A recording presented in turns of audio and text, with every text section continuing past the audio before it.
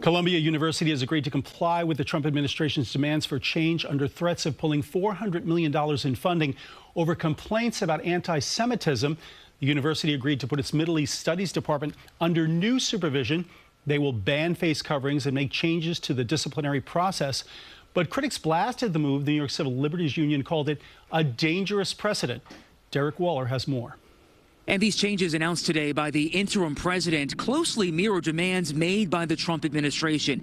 It comes as the wife of Columbia graduate Mahmoud Khalil speaks out in an exclusive interview. You guys really don't need to be doing all of that. That's Mahmoud Khalil's pregnant wife behind the camera as ICE agents arrested the Columbia graduate in the middle of the night. It was one of the most terrifying times of my life. I don't think I've ever experienced anything scarier than that.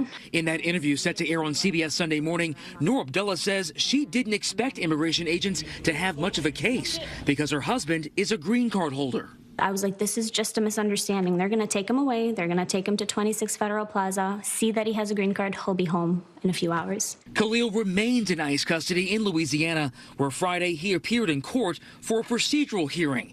It comes on the same day Columbia's interim president, Katrina Armstrong, issued a campus-wide letter announcing changes that closely mirror demands made in this March 13th letter from the Trump administration.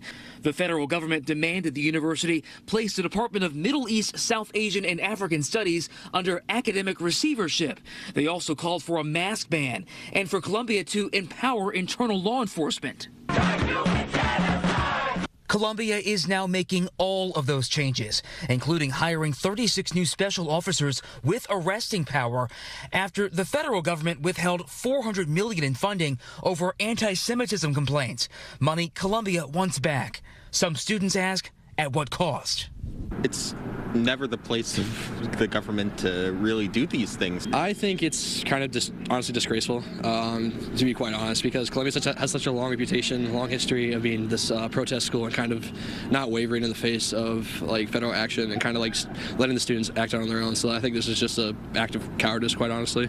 It is unclear tonight if the administration will restore that funding. In Morningside Heights, Derick, CBS News, New York.